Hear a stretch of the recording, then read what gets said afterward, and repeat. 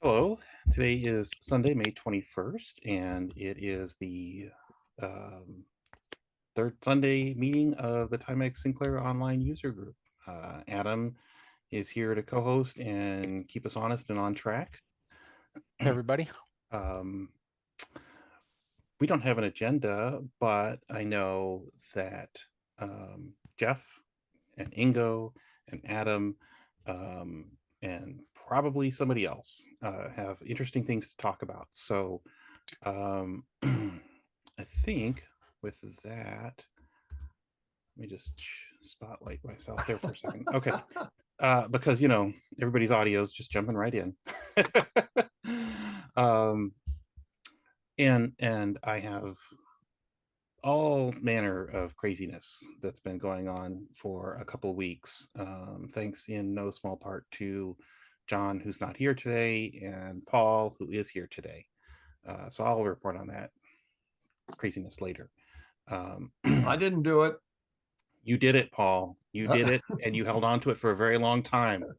And for that, you are to be praised. We'll explain what that means later for the folks who are new. Oh, cool. All right. So, who wants to kick it off? Adam, actually, why don't you tell us about, you know, the Albuquerque experience and user group? Okay, I could do that. Can everyone hear me okay? Mhm. Okay, great. Well, my name is Adam, and I live in Albuquerque, New Mexico, along with a few other people who are around here, who are locals. We have Ryan, who's in a meeting today, and Carl, who could not make it due to extenuating circumstances. But we usually get together about once a month, I think. And Ryan and I get together a little more often because he lives right up the street from me by coincidence. And we got together last weekend on Saturday. Yeah, Saturday. By destiny, you mean? Destiny, that's it. You are my density. Right. And we got together and we spent a good long time. Ryan was over here for about 9 hours and Carl was here for about 11 hours. And I kind of wrote a summary of some of what we did to the group a few days ago and included some pictures. But Carl was able to replace the composite mod in my Timex 1000 and get that working again. And now I can use it properly and use real hardware, which I'm So you're glad able to about. use the most powerful computer in your house again. That is correct. I have 16K, remember, so you're right. It does. Yeah, exactly. uh, and it works pretty good. For those people who haven't read my messages or for the future, basically what was going on was when Carl installed the upgrade, the video upgrade, there's these two pots on the bottom which can be adjusted. And I switched TVs to use a different one. And I guess I was adjusting it and maybe I killed the board, even though it was meant to be adjusted. But Carl said maybe because I used a metal screwdriver. I don't know if that's, he now he thinks that's not what happened because I guess he installed one in Ryan's computer too, and it also had the same problem and died. So I don't know. But we'll find out. He's working on some fix to replace something on that board. But let's see, what else did we do that day? I showed off some Atari computers. Not that I will talk about that here. Well, let's see. What else did we do? Ryan, why don't you kick in here and talk a little bit about it? Yeah, what did we do, Adam? We Well, we kept trying to get back to the Atari, and that just didn't seem to work. well, we did later, but in the end of the Eventually, evening after you yeah. left, yeah. But we tried some software, and one of the things that Ryan's working on, and it's pretty neat little project, and he's mentioned in the past, is he's trying to compare the prices of hardware against the Timex 1000 because especially like he's and I think he's right that a lot of the systems at that time said they were cheap and inexpensive, but once you compared all the additional hardware and software, you had to get, like in the Atari's case, it didn't come with BASIC even. You had to buy that for $50. So Well, I didn't even know that. yeah, it's a cartridge you had to buy. And Same way with the 2600. Is that you mean the The 800 Atari 400? 2600 game. But no, Paul, we're talking about the computers. yeah, the I know, Atari but you 400 could and buy a 800. basic for the game. Yeah, you could buy the basic for the game system as well, and it was pretty Yeah, terrible from my memory. right. It has just like not even 100 bytes, I think, for storage. So something You're like talking that. about the 400 and the 800, right? Yeah, they don't have BASIC. Yeah. Okay. Yeah, I Okay. think eventually maybe they came with BASIC, but if you bought them in the So in yeah, like the yeah. So you 80s would era, ask yourself, well, then what in the heck would I do with this computer if Yeah. I had to then also get basic? right? Well, Yeah, I you believe the plug in a 400, you plug in a game 800. cartridge. I think they had a notepad or something like that, and scratch Yeah, pad. memo pad. Yeah. And basic was the cartridge. I had one for a while, so Yeah. and I remember selling them when I was worked at Capwell's. Okay. Did you get to use computers from there, like, and take them home? No, not at all. Oh, that's too bad. Oh well, you missed opportunity. Well, and plus most people that were there selling them were more salespeople, had no idea. I was the only one on the floor that actually knew anything about any of the computers. Okay. So basically that's a summary. We screwed around, talked to Timex and other computer systems. Carl brought over a whole bunch of show and tell, which I haven't like posted yet, and I'll mention just briefly. But he's into portable computers, and he also brought over that Brother. Is it the EP20 or something like that? That Uh-huh. typewriter. Oh, Yeah. He brother. bought one over, and we compared its keyboard, and I thought they were going to be 100% identical, but they're very similar, but they're not the same. Yeah. But they feel the same. Like when you're touching it and using it, it feels like it's obviously inspired and used on the 2068, which is pretty neat to see. And Carl has this idea of buying basically, I mean, he didn't say he's going to buy every 8-bit computer ever made, but he's got a lot on his mind that he wants to buy. So, but his first love does seem to be the 2068 and the 1000. So, yeah. But also, speaking of Albuquerque and New Mexico, yesterday, just one day ago, Friday, I decided I was going to spend a few hours looking for these people who are local. And David's site has 7 companies / people that are, well, not exactly local to me, but we live in a big state, which is mostly unpopulated. And one other person that Dan pointed out to me, and I found a few of them yesterday, and it was weird because I ended up being on a call, got a call back from one of the people I contacted, got a call from Ryan, got another call. These people are sending me emails all overlapping because when I first got in touch with them, I just left messages. They're like, who is this crazy guy? We don't know who he is, and I don't blame them. If they'd seen my face, they really would have run away or something. But I was able to get in touch with someone who runs, is it David? Is it the QZX newsletter? Down, Oh yeah, Alex yeah, Alex Burr. I can't remember off the top of my head. Burr, Burr, Burr. That's right. Thank you. Yeah. And he has a like a ham newsletter for at least a decade that was also it wasn't Timex specific, but it was very Timex Sinclair heavy. And apparently he has most, if not all, of the back issues, and there's only 5 or 6 archived that David somehow got his hands on already. Yeah, they're hard to find. Yeah, so it'd be nice if we can get those out there. I also heard from someone named John Brown, who was part of the Timex user group in the 1980s, along with Dan and Carl. And John and Carl used to hang out as teenagers. And according to David, I guess they did some stuff together, which I didn't look at the paperwork that closely that Carl uploaded. Let's see. and I also heard from, gosh, I don't want to forget, Malcolm. Let me check here.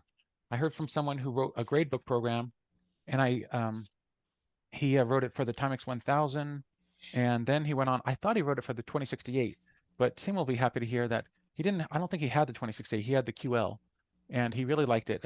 He left a message for me, and then we talked briefly. And he also wrote it for the Apple II, and he went on and said how much he enjoyed the QL, but it used to overheat. So if anyone can tell me more about that, I'd be interested in knowing. The QL overheating, yeah, that was an issue. Okay. It had a decent heat sink, but it only had a 1 amp regulator Okay. and poor ventilation.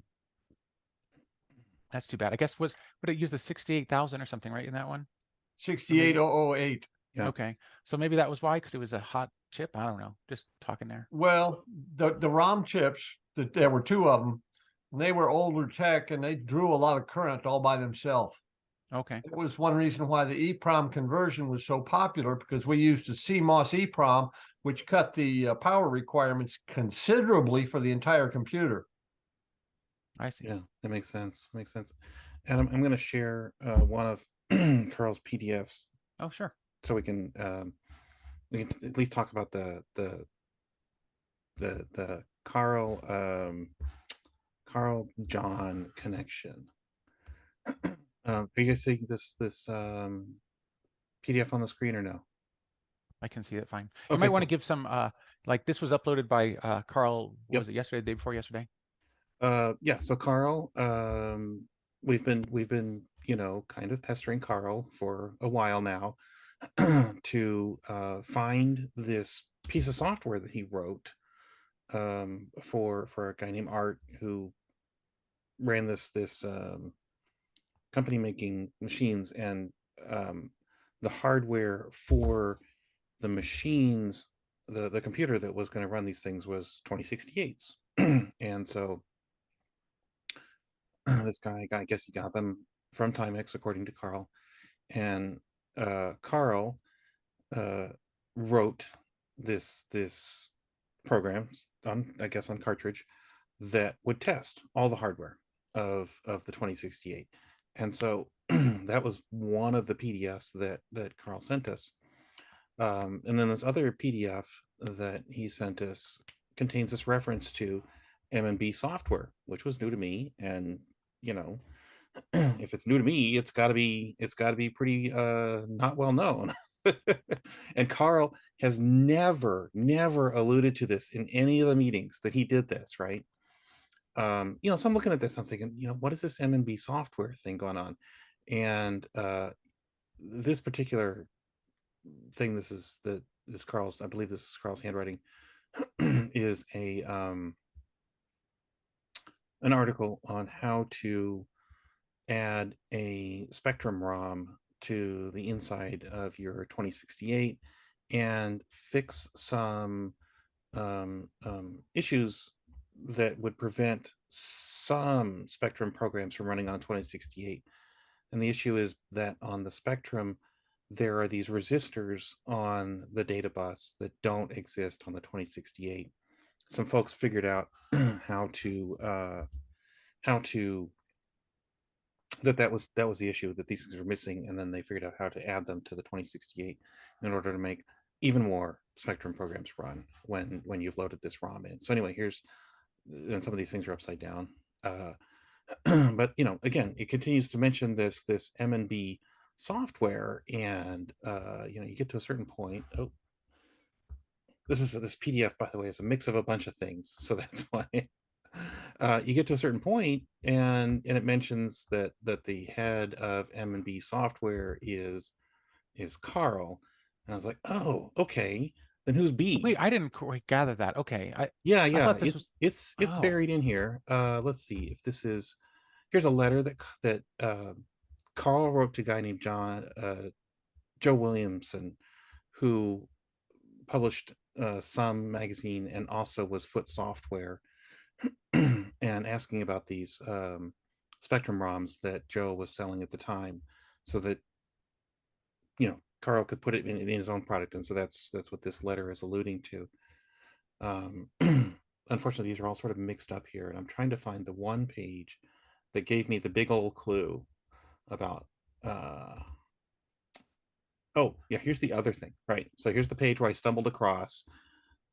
Carl has alluded to his friend John Brown making a list of ROM calls in the 1000 and their Spectrum equivalent, right?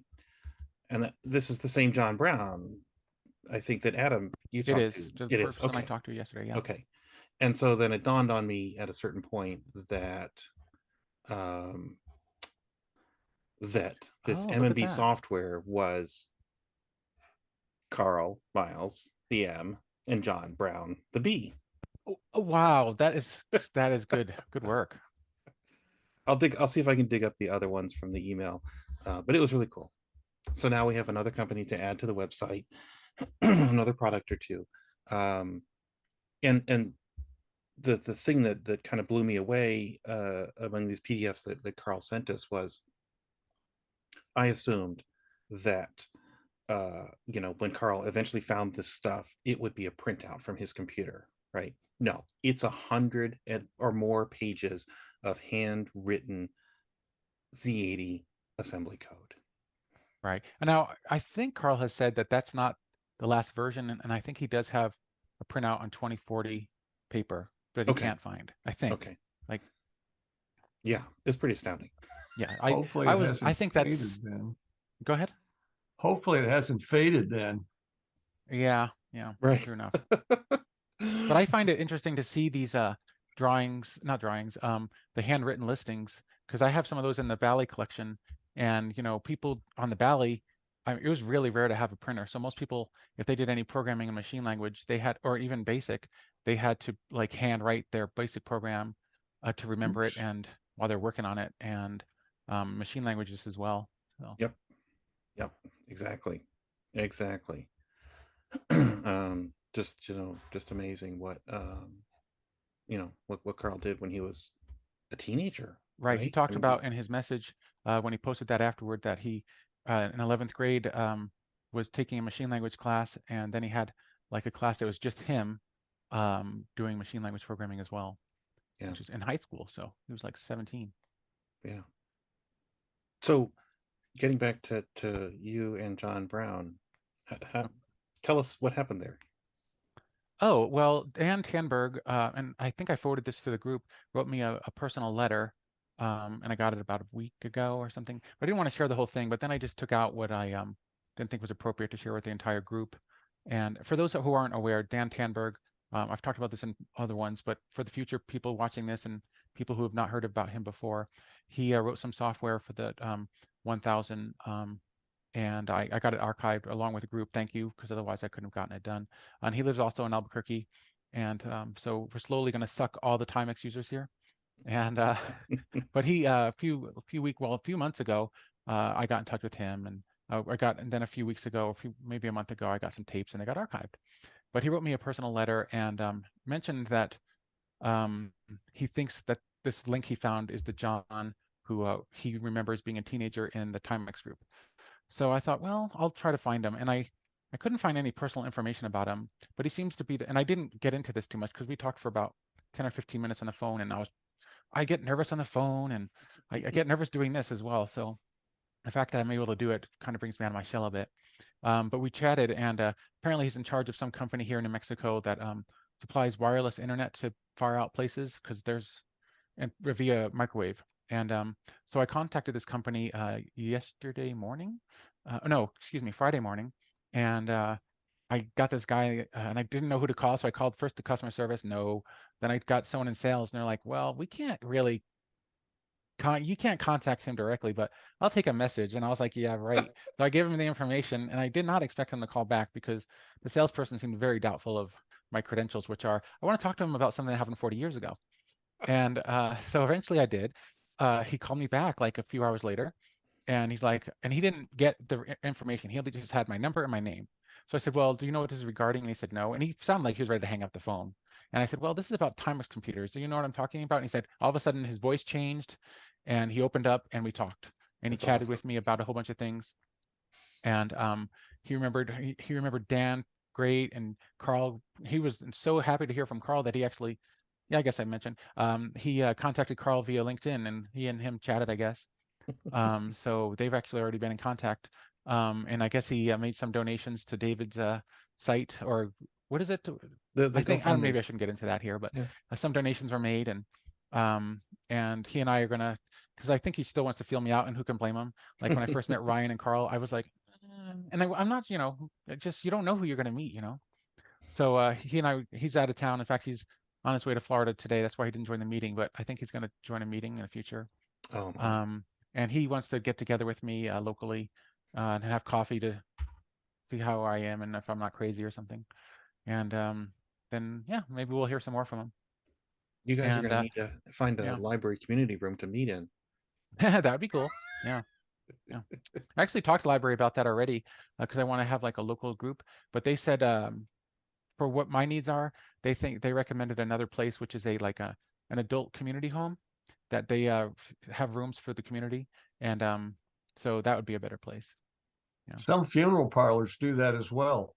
I don't think I want to go to a funeral parlor. Sorry, sorry. Thanks, idea, but I'm going to pass on that. Not given the average age of this group, no.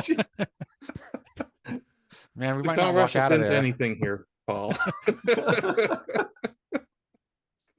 But I'd like to pass along the baton, and I I want to hear about David's experience, what he's been getting in the mail, and also the hardware that's been worked on for the video and all the other stuff, like Jeff's typing in of the demo. A whole bunch of stuff has been going on recently. Yeah. Oh, that was Larry that typed in the demo, I think. I'm sorry. Hey Jeff, are you ready to talk about your video escapades? Sure, if you've got a few minutes. Yep, I'm gonna spotlight you, Okay. I think. There we go. Okay, right. so this is an example of the video board that I've been talking about ad infinitum or ad nauseum, depending on how you want to put it. That allows you to use get a VGA output for Timex. So right now, what I've done is prior to starting up, I've loaded up MScript, which is a 64 column program for the 2068 for word processing, and this shows that I can't spell, and that the 64 column mode on this particular video interface is working. You can also get standard the standard 2068 mode. Just a minute, I have to reset this puppy. And so the video that you're showing is coming from this board. Yes. Yeah. There are two outputs. Right now, the output A is defaults to Timex video, and output B defaults to the 80 column text mode video. So I'm loading a program that was kindly provided, I believe it was by Eduardo, for so. color test. And then this basically runs the 2068 on its standard mode. And does a bunch of. And the trick here that I just want to make sure I understand is that you're getting out of the expansion port, you're getting all 16 colors. Off of my board, yes. Basically, what my FPGA does is it snoops the Timex bus, and when it sees writes to Timex video memory, either display file 1 or 2 or both, it intercepts those, writes it into local memory in the FPGA, and then there's a VGA core in there that just spools that out to the VGA output to allow the Timex mode to be working. And Jeff, what's that red plug on the left hand side?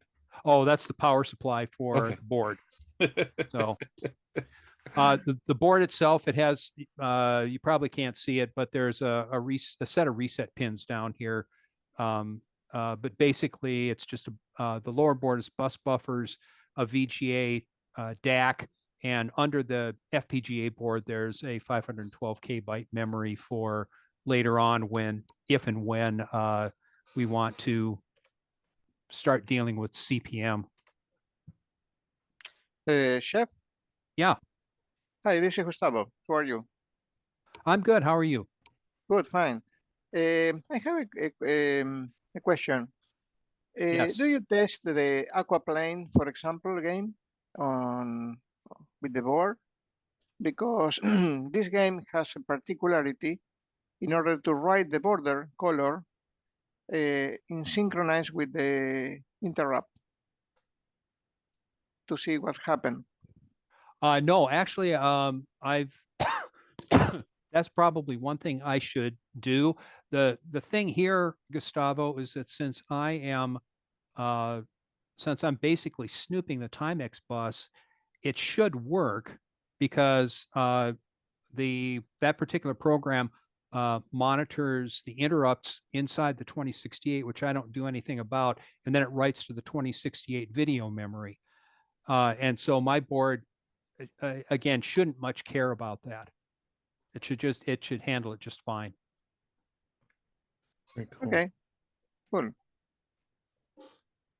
Thank you. And then this is bad color. The inside should be green. This shows the 80 column mode that is that's incorporated into the FPGA as well. And right now I'm just writing out a little program that puts a window up and then populates it with some text. So we'd have to have two monitors in order to, you know, fully exploit our 2068s going forward. Actually, no. Output A and output B programmatically can be anything you want them. For instance, I could easily put the Timex on A and B if you wanted, or the 80 column on either or both. So, and then there's one last mode that I have working here. Hold on.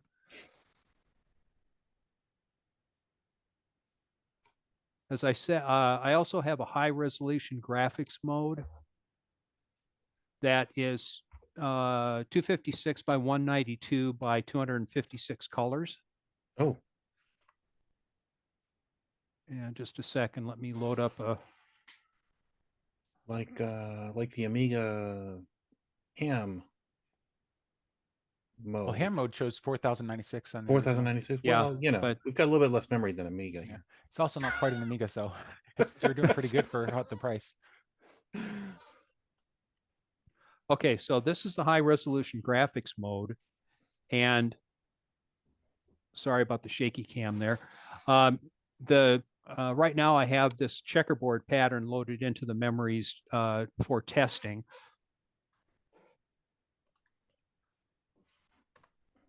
So what I've just done is I've used some output commands to to display that red rectangle. Mm-hmm.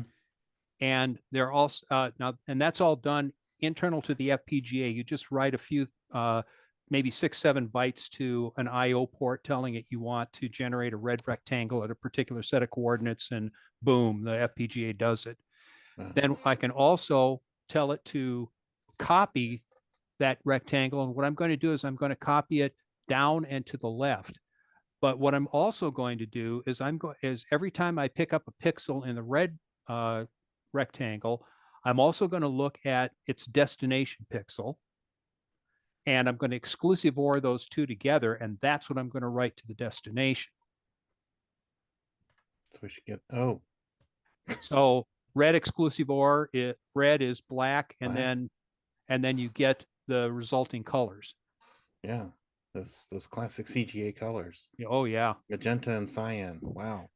Well, but those. but again, those could be any of the 256 colors, and then you can just simply copy the rectangle if you want. Then there's also a mode that allows you to have the high-res graphics as a foreground, and you can see the Timex. In this case, I've set the black as the transparent color. So you can see the Timex in the background, and I'm thinking this might be handy for some games.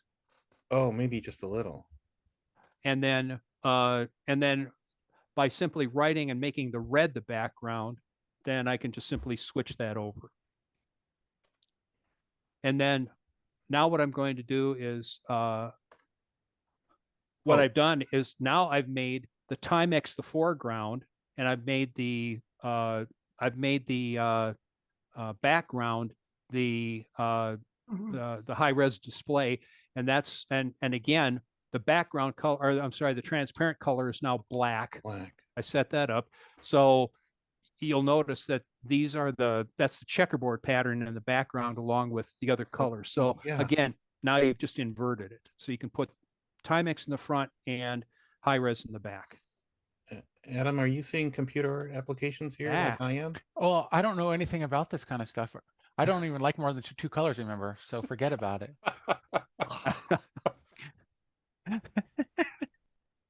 I would like to, yeah. No, I want to ask a question now. Now, is this VGA stuff that you have, is it a standard off the part shelf, or is this something that has been made recently? Like, I mean, the video chip itself. Oh, the video chip is a core embedded in the FPGA.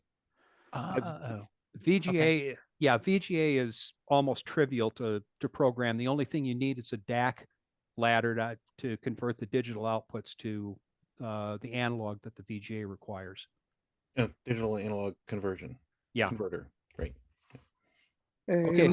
One of the application of that is, for example, you can present a graphic in the back, and also like in a film, you need to override the text, for example, in the front for subtitle or something. If you have a text mode like a Timex has with the big letters, and also in back the picture. This is one of the application of that. So Gustavo, you've just given me an idea, and that is when I upload these to YouTube, I try to put everybody's name, under them the first time they show up. I could potentially use my 2068 to do that titling instead. Yeah, that'll be so much easier. Exactly. I'll have a bunch of slides all built up and ready to go. Only use print. That's it. Oh, Yeah, print. then the last two items are just simply, basically I've programmatically written a green square, and you can see how that writes. Now, the way this works is that I've defined an 8x8 rectangle, and I just start popping out bytes, 64 bytes to fill that up. So you don't have to worry about coordinates or anything else. Once you define your rectangle, it starts at the upper left-hand corner, and every time you write a byte, it increments across the rows that you've defined. And when it gets to the end, it automatically wraps around and then allows you to write the next rows. So that could be a rectangle of any size or shape. And then obviously you can very quickly, by using the same routine that cleared the screen, you can set the a much smaller rectangle for a different color and show that. So that's what I have working and checked out right now. I've also implemented a 4-color mode that uses both display files, and basically what it does is on the Timex 256 by 192 display, it just reads through the display file, and every byte it picks up, it converts that into a 2-bit color value, which then indexes into the ULA plus palette. So it would allow you to have kind of like sprites with more color depth than you get out of the standard Timex modes. And it's a little different than high color, because high color has the same attribute for the entire 8 pixels across on a particular character line. So in this particular case, each pixel will be one of 4 colors. And that, I've just recently rewritten the finite state machine that controls that, because before I had it alternating between the 2 display files, like the 64 column mode does. But I decided that I didn't hate my life enough to leave that. So essentially now it just goes ahead and scans sequentially through memory. So at any rate, that's where we're sitting right now. What's also included in this is the VDP-9918 core that Is that the TI one? Yeah. Okay. That I still need to write some test software. I've used that core in a NABU core that I was playing around with a couple of months ago. So I know the core works. You got one of the NABU. I don't want to interrupt, but you gotta talk about that in the group or something. No, I don't. I was going to get a NABU, but missed it. So I decided I was going to start writing a core for it. And it's about 3/4 done. But then I decided, well, maybe I should stay with the 2068 for now. Jeff. Stay with the 2068. So at any rate, there's the VDP 9918 in there, and I also need to do some testing on the ULA plus. But I'm having a hard time finding picture files or something that I can easily upload. So that'll take a little bit more programming. So at any rate, that's kind of where things are sitting right now with this project. I have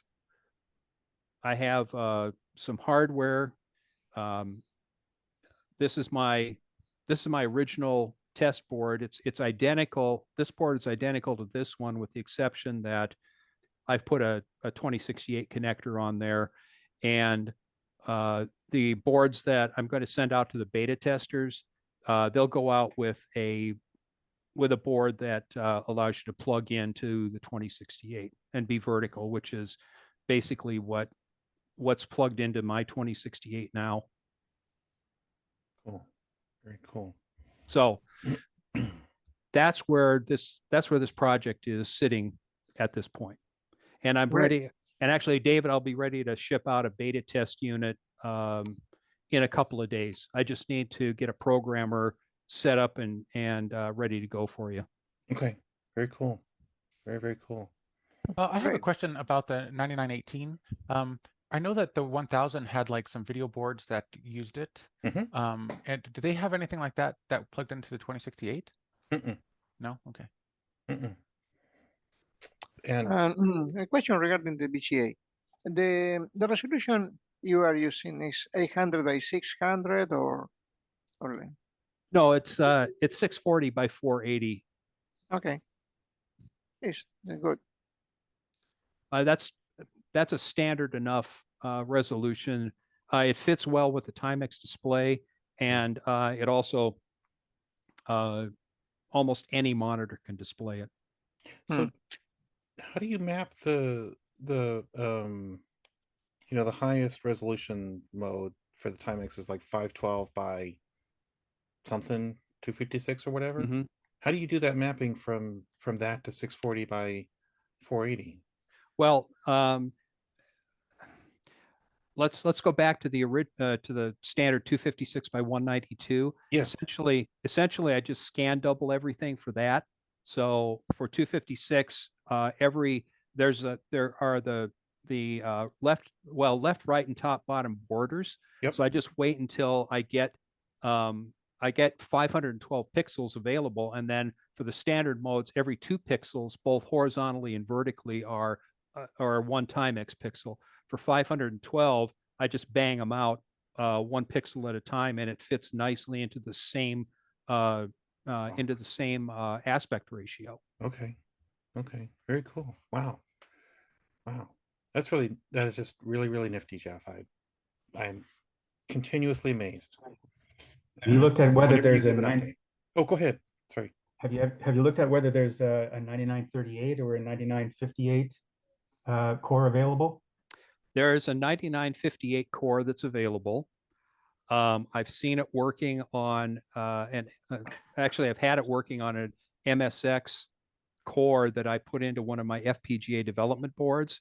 The problem is when I extracted it and tried to use it, I can't get it to work properly. So that's something I'll have to do eventually. And that's the nice thing about this FPGA. If I could get the 9958 core to work, I can reconfigure the memory in the FPGA so you could have a 64K 9958 core in here. Now, it would limit the simultaneity of what you can do, because right now, all of the various video modes are completely independent of one another. So you can, there's no contention between them. If you're to go with the 9958, I'd have to steal memory from something else. I see that you regarding the map, the translation between the Timex screen to the VGA screen. And I don't know what happened if you plug this board in the new TV with the VGA input, because the relation is 16:9. And maybe, I don't know if it's possible, you can create a rescan of the horizontal pixels to adapt this. I don't know. That is, I'm thinking now about this in order to maintain the aspect ratio. No? I'm hoping that TVs won't horizontally stretch standard VGA. They should be able to They should be able to keep everything in a more or less 4:3 aspect ratio, but that is going to be an issue. And I elected to go with analog VGA for two reasons. Number one, it's fairly simple to implement. And the second is that HDMI is a licensed technology. So if you want to use that, then you have to pay for it. If you wanted to move this from VGA to HDMI, there's some pretty cheap converters out there that'll do that. Yeah. Okay, and the DVI is also, or is free, the DVI interface. Yeah, and I'm aware that the DVI, one of the DVI digital modes is the same, has the same specifications as the 640 by 480 HDMI. So they should be interoperable, but I haven't tried that. Yeah, HDMI just copied when it started, it just copied the DisplayPort standard for the lowest resolutions, 576p and 480p. The only difference is really they put audio islands into it. Okay. So like in DisplayPort and DVI, you don't have any audio buried into the signal. Okay. Interesting. Thank you. I have another question though. When you're snooping the display file writes, are you making an attempt to synchronize with the raster? No, none at all. Okay. And the reason I don't think that's going to be so much of an issue is that I'm running 60 hertz on my VGA, and whenever, for instance, Gustavo, what was that program you were talking about? I can't remember the name. Yeah, no, this is me. Oh, the Aquaplane. Yeah. Aquaplane. When Aquaplane actually intercepts, interrupts, and then it waits a certain period of time so it can get the borders to be the right colors, that should work on this as well, because you're just writing out to the Timex memory, and this thing is snooping it. So that should all be relatively transparent. Yes, of course, you have a different refresh rate too. You want not synchronize the CPU with this video screen. It's totally different.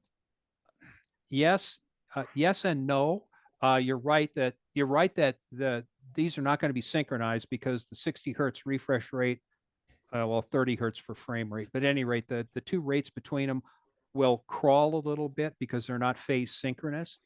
But the key here is that within 16 milliseconds or less, which is, one frame rate at 60 hertz, you should be in synchronization to no more than 16 milliseconds. And essentially, now what'll happen in Aquaplane is that there may be a 16 millisecond delay between when the Timex would actually output the color and when my interface outputs the color, but it should be at the same place at the right time on my interface, only 16 milliseconds later, and that's well below, well, it's in the range of being real time for human vision. Mm-hmm. Mm-hmm. Is there a TS2068 version of Aquaplane? I don't know. Gustavo? Okay. Is Yeah, there? because that Oh, I don't remember if I use the 2068 version or the Spectrum version with an emulator. But I remember that the game has an issue with the floating bus. Is different and the Timex. Maybe the color are not the same, exactly the same that the Timex version at the Spectrum version. I not have the game too to test that. Well, yeah, what I was thinking is because Aquaplane is a Spectrum game, so it's really timed for the Spectrum video timing. So the reason, if you would play it on a TS2068, the extended border won't be horizontal on a TS2068 for that reason. Like, it's different video time. That's why I was kind of asking about whether the raster is synchronized on Jeff's project, because it's really, you have to be careful to display lines at the correct time, otherwise you don't get these video effects in the borders and the color changes occurring within the frame. but I don't think Yeah. there's anything really for a TS-2068 that really does these. I not remember because in Argentina we convert many games from Spectrum to the Timex on those 80 days. Many of the games was decoded and also disassembled in the core and changed the time constant to match that. Really, we are crazy works on the games because are not available for the Timex in original, and we also adapt the Sinclair inclusive for joysticks. Normally, we add the joysticks at all the games with the standard time export. I don't know if it exists now in the distribution list but normally many stores here sell the games with the standard 2068 joysticks. Wow. Okay. Well, what I can guarantee is that this interface will probably misbehave if you were to run any demo scene programs, even if you were to put a Spectrum ROM in here, because the timing is very different. Now, how badly it'll misbehave, I don't know. I don't think you'll get the Timex to blow up, but no guarantee. I don't want to be a beta tester anymore. Forget about it. Just one other question. So you have your device IO mapped, and you were talking about sending commands in there. So it sounds like you have a blitter that does rectangles. You can fill, you can copy between regions. Is there anything else in there? Just basically copy and fills right now, and copies and fills can use the logic functions that I put in there. I guess here are a couple of questions for the group. All right, first of all, right now you are limited to in the high res mode, you have a finite state machine that will do blitting, it'll do filling.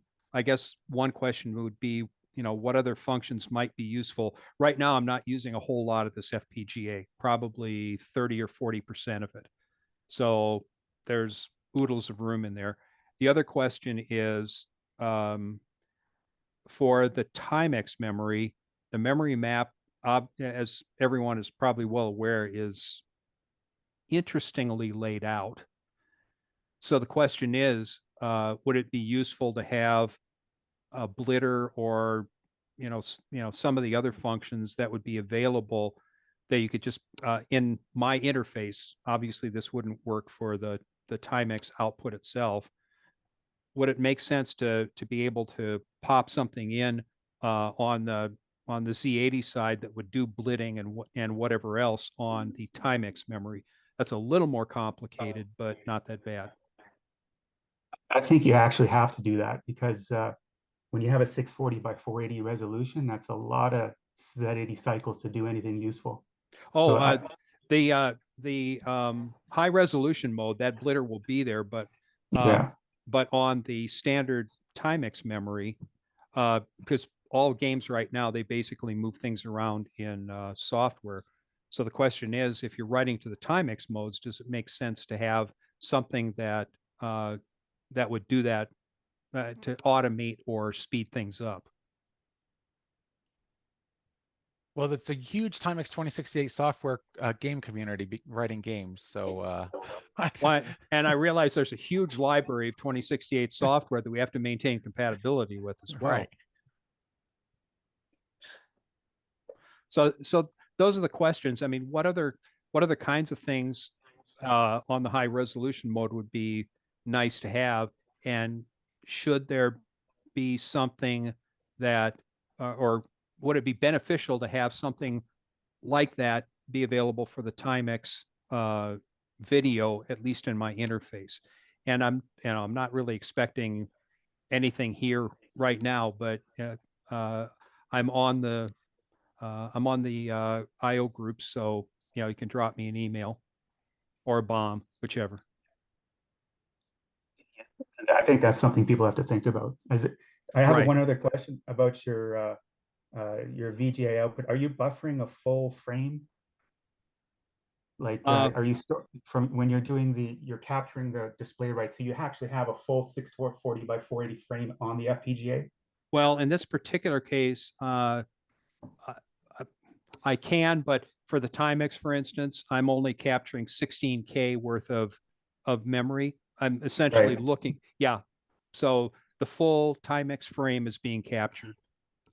Okay, so like if your raster is in a, so your video interrupts are slightly out of sync, right? So the 2068 might be doing like 59 point whatever hertz, and you're doing exactly or something like 60 hertz. You kind of have your display rights to your VGA passing the 2068. Do you know what I mean? When as it's generating the display, so you have well, you what might I'm get some tearing from a previous frame. well, actually, I'm using true dual port static RAM in the FPGA to deal with that. Yeah, all right. Yeah, I'm just thinking again about synchronizing with the raster. I don't think it's essential to do it like right away, but I think it's possible to do, and I think it would be useful for a 2068. Yeah, the question there, yeah, what I'd have to do in that particular case is to probably find a way of getting a hold of the vertical interrupt or the vertical retrace signal out of the video to do that. No, you can use the interrupt signal for the C80 because this is in connection, direct connection with the frame refresh. You can use the interrupt for the CPU in order to start the frame. Yeah. The interrupt is imperfect though, because you can have other devices that cause interrupt. It's possible to have other devices, but I think like this idea is very similar to the TK Pi, which was the original thing in the Spectrum X and the ZX HD, where they're doing they're doing the same thing, snooping the bus, and they're synchronizing by looking at the interrupt. And I'm not sure exactly how they deal with peripherals that might assert an interrupt. Besides, that thing, maybe they don't deal with it at all. But you could, for example, maybe filter for a 60 hertz interrupt to predict, where it should be and to kind of get the display synchronized. I'm not quite sure, but that could be a way. Okay, that's something I can look into. Rather than doing this conversation in real time here, maybe we can take it to the group or the Facebook group or something like that, and we can. I'm not trying. I mean, is there more you need to say, Jeff? No, Adam, you're right on point. You're corralling us. Okay. Well, I'm not trying to, but there's a few other people I think who wanted to talk, and also I don't think there's anyone new here today. But is there anyone who's present today who hasn't been on the group before and wants to say hello? But I'm looking at the list, and everybody who is here is somebody who's been here before. That's what I thought too. But I wanted to just put it out there just in case. Yeah. So, and I'm also quite curious about one other thing. If Stuart can say hello because he's been gone for a while and hey, he was out of the country. How you doing, Stuart? I'm fine. I just haven't been participating. Of course, I haven't lifted a finger as regards anything ZX81 other than, I still sell on eBay and I ship orders promptly, but I haven't had a soldering iron out or written a line of code in a while. So I've just been focused on other things.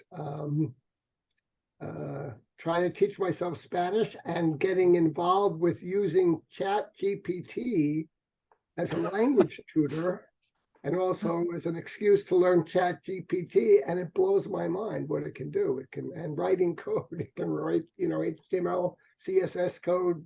It's real. I don't know if you could feed it like the whole ROM disassembly for the ZX81 and then tell it to please explain the printer interface code, and it might do that from what I've seen. I don't know, but it's pretty amazing so far. I mean, that would be an interesting thing to try. But I will try feeding it some Z80 code and see if it can explain something. I thought that. See what it comes back with. That'd be hilarious. Yeah. Cool. Well, Stuart, we're glad you're back. I'm alive and well. Thank you. I haven't opened my summer house, but I actually did technically. We're up there for 2 days, but I didn't crawl under it to get at Timex stuff. But I expect in a couple of weeks, certainly when it's warm and we start going up there, I have I will start playing with ZX81s in earnest and resurrect some projects. And Very also good. have access to things that I haven't had access to for a while, like ZX81 shells and things like that. Cool. Hey, Ingo, you said you had something you wanted to talk about today? I got a lot to say. No. First of all, to kind of tie in with what Stuart said a few days ago, because I've been playing with ChatGPT as well, and I asked it some Z80 assembler questions, and it just barfed all over itself. I kept having to rephrase the question to correct it because it was giving me completely wrong answers. And I find that happening a lot when using ChatGPT. You gotta be really careful about what you accept as gospel because it is not always right. You've definitely got to double check it, especially when it comes to code stuff. I've asked it Angular questions. I've asked it Z80 questions. I've asked it database questions. And yeah, it's good. It's great. I'm very impressed. Don't get me wrong. And I use it a lot. I have a lot of fun with it, but it's definitely still in its infancy. But I'm guessing that progress is going to be exponential. You know, I'm blown away. But again, I have to cautiously with it because yeah, it gives some goofy answers sometimes. And in fact, in one conversation, it contradicted itself like 2 or 3 times. And I had to like say, hey, wait a minute, you know, earlier you said this. Now you're saying, you're right, you too? So it's ready for Anyway. politics. Yeah. Mm-hmm. Yeah. Well, I've noticed that ChatGPT just echoes back what it finds on the internet in essence. Yeah. So if it's wrong out there, it's going to be wrong in ChatGPT, and it has no idea of a sense of truth. Yeah. But you know, it does seem to keep track of where the conversation's been going and what's been discussed. So you can ask it to delve a little deeper or go into more detail on one particular part of something that was mentioned earlier. And it seems to do that pretty well, which that conversational aspect I find very interesting. And then you can segue, you know, you asked it one form of a question earlier, you can say, well, instead of this, what if I wanted to go this way? And it'll give you alternatives. So I think as a creative tool or as just a, you know, what if I chose to do it this way versus this way, it's going to give you a bunch of information that it's pulled off the internet, which saves you a lot of time from Googling stuff yourself. So, you know, used in the right way, I think it's an excellent tool and it's just going to get better. So I'm excited to get more fluent with it myself because I see a lot of different ways that it can be, you know, used and leveraged. Like to write games for using Jeff's video board. Yeah, mm-hmm. Yeah, mm-hmm. Absolutely. The most important use. And so what I'm about to show you guys, let's see. Everybody knows this, right? I've never seen one of those in my life. Yeah, this is just an empty case. But my brother and I, when we first got ours, way back when, 81, we were so disappointed at the size of that keyboard and the size of the case. We saw the magazine ads. We pictured something more along the size of an Atari 400. And you guys are all familiar with my keyboard project with the mechanical keyboard. So my brother, who's really good at this 3D modeling engineering program called Pro Engineer, he modeled a larger ZX81 case. And I have a 3D printer and I've been playing with it and I just printed a case and I'm going to try and use my iPhone as a camera. Let me see here.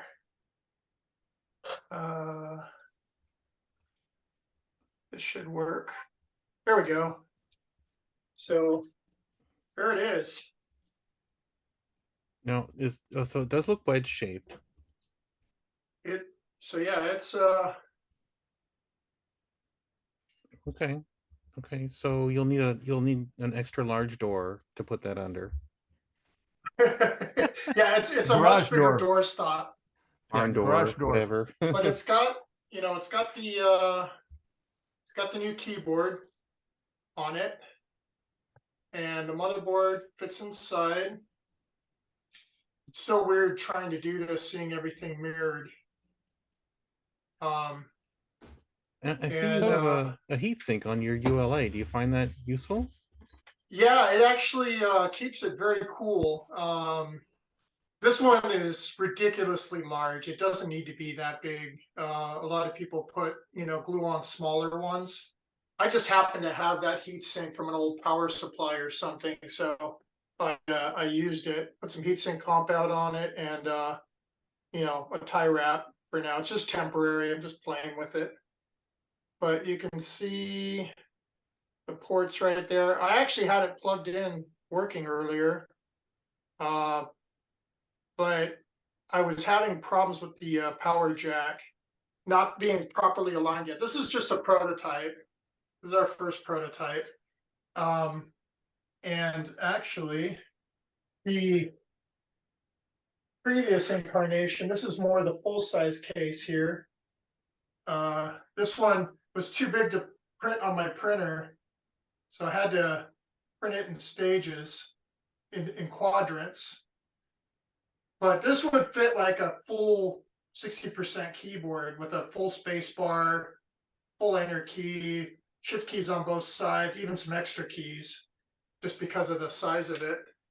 And you can see it's got the motherboard in the back. My print, or I ran out of filament, so that section didn't print all the way. But yeah, so that's what we've been playing around with. Wow, that's And huge. let me see if I can. Sorry about the wobbly cam. I'm just holding my iPhone. Let me switch back to my regular webcam here. So yeah, it's been a lot of fun. Finally using the 3D printer for something that I've been wanting to do for quite a while. And so hopefully we're going to end up with some kind of a case size that's in between the two that I showed you, to get, and then drop the keyboard in a little bit more. The keys are sticking out too high. And also the chin of the case just seems too low with the keys sticking up that high. But yeah, so any questions? If it helps any, the first time I modified to a full-size keyboard on my one of my 1000s, I made a short extension to plug into the power supply and relocated the power jack on the end of the extension to the new case. Yeah, so in fact, that's one of the things we're thinking about too, is actually having different jacks. One of the things we're also thinking about doing, let's see here, hang on, I got a photo I can share. Let me share this picture. Just putting in a 5-volt switch mode power supply inside the case. And so let me share this screen. Where are we? Here we go. So you can see this is just a little 5-volt, switch mode power supply. There's plenty of room in the case for it. And then basically, you could put your 110 plug in the case and plug in a regular cord, plug it into the wall, put a shield or something around it, and a little metal box if you needed to, and then just run the 5-volt, or you could take 9-volt to it, so that if somebody still wants the 9 volts or something else for peripheral, they could do that. But it definitely, having the bigger case does give you a lot more options. Ingo, most people put a Traco or Rayan modulator replacement into their one. Right, and that's in this one. But no, you put in a giant, relatively speaking, giant power supply. Yeah. Well, I mean, this way, this is just an option if you didn't want the wall wart, right? Yeah, Um, yeah. So you could just plug it straight into an outlet, and it wouldn't be hard to get, a 9-volt switch mode power supply and feed that in. Still have the Traco, which is on this board. If you look closely, you can see it. The little black box on the Um, left. Yeah, it's right there, right here. So yeah, there's no heat sink on this one. Also, I was thinking, Jeff's FPGA, his board could fit inside this case and it'd just be integrated with the whole system. It could all be inside the case. There's plenty of room. Well, you've got me thinking, Ingo, because I actually no. have a ZX81 core that I have running on one of my FPGA development boards. So I could basically do that and the 9918 mod Nice. and make Nice. it a ZX81. Definitely. Then I'd have to ask Stuart whether or not his education boards would operate on 3.3 volts.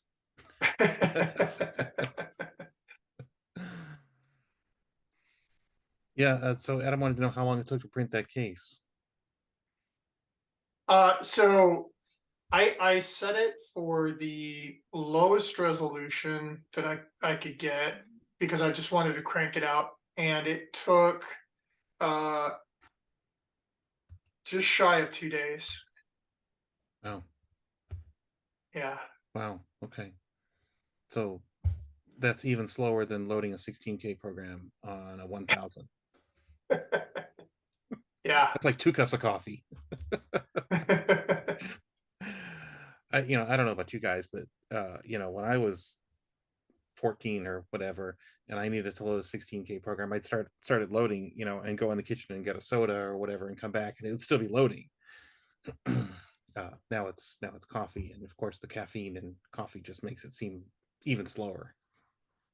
Yeah, until I started using the 1000, I knew it had a slower interface for loading tapes than the 2068, but when I was loading Dan's program, that was, I think it's like 5K. It takes like 3.5 minutes, something like that. Adam, have you turned that into a file that you can load off of your Oh, the .p file? the back bit? thing you got from Evie? Yeah, I can load it from the back bit. I mean, but I was just trying it to load from tape just to make, Yeah. well, not even a real tape, but from a WAV file. How quickly does it load from the back bit? Oh, instantly. Oh, okay. Yeah. Okay. I mean, Interesting. I mean, first the back bit has to load and stuff like that, but within 5-10 seconds, you could probably be in your program because you have to choose it and all that stuff. But okay, not long. Okay, cool. In fact, when Ryan was over yesterday, we were using the back bit, and we've got some ideas, which I don't think we're going to talk about today. But Ryan has a scheme to have Evie add some more features to the back bit cartridge, but I don't think we'll talk about that today. Well, we don't have to talk about that, but we could talk about this other thing. Well, I don't know. I before we go into areas like that, maybe what else is on our agenda? I mean, well, I want to hear what David has to say about the tapes and things. I don't want to interrupt you, Ryan. I want to show off my keyboard because let's do it. Let's see. I wonder if my phone's going to work here. This will be curious. Ingo's got me. Do you see anything? Connect to my phone. Oh, whoops! I got to trust. Never mind. All right.